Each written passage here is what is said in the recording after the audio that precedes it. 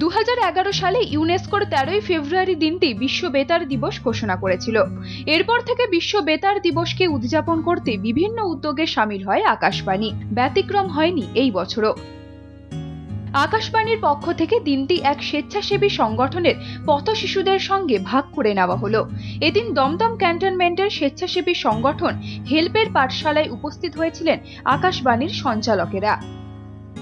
এদিন মূলত হেল্পের খুদে পথশিশুরা নিজেদের সাংস্কৃতিক প্রতিভা মেলে ধরে। 2013 সালে 3 জন পথশিশুকে নিয়ে পথ চলা শুরু হয়েছিল হেল্পের। সেই সংখ্যা বর্তমানে দাঁড়িয়েছে 340-এ। শুধুমাত্র কলকাতা বা শহরতলিতে নয়, হেল্পের 5টি পাঠশালা রয়েছে দক্ষিণ 24 পরগনার সুন্দরবনেও। এদিন সংগঠনের বিষয়ে মূল উদ্যোক্তা পথিকৃৎ সাহা জানান, এলাকার যেসব দুস্থ শিশুরা রয়েছে যারা পড়াশোনা করতে আগ্রহী কিন্তু শিখতে পারছে না, তাদের দিকে সাহায্যের হাত বাড়িয়ে দেওয়াই তাদের মূল উদ্দেশ্য। হেল্পের কিন্তু মূল উদ্দেশ্যটাই হচ্ছে শিক্ষা। আমরা যে 2013 সালে যখন আমরা কাজটা শুরু করেছিলাম, 2013 সালের ডিসেম্বর মাসে যখন আমরা কাজটা শুরু করেছিলাম, তখন এডুকেশন দিয়েই আমাদের স্টার্ট হয়েছিল এবং আমাদের এই মূল উদ্দেশ্যটাই হচ্ছে শিক্ষার অগ্রগতি। তো সেখান থেকে প্ল্যাটফর্মে বসিয়ে পড়ানো শুরু হলো 2015 সাল থেকে।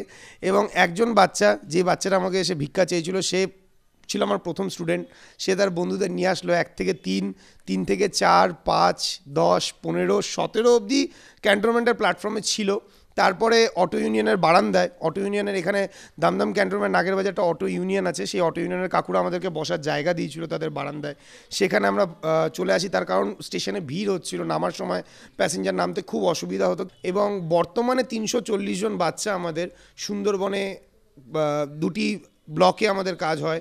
তার ভিতরে আমাদের 5টি ইউনিট আছে, ডোঙাজোড়া, পাকুড়তলি, কেল্লা, কৈলাসনগর, দেউলবাড়ি এবং ক্যান্টনমেন্ট, সব মিলিয়ে 340 জন বাচ্চা আমাদের।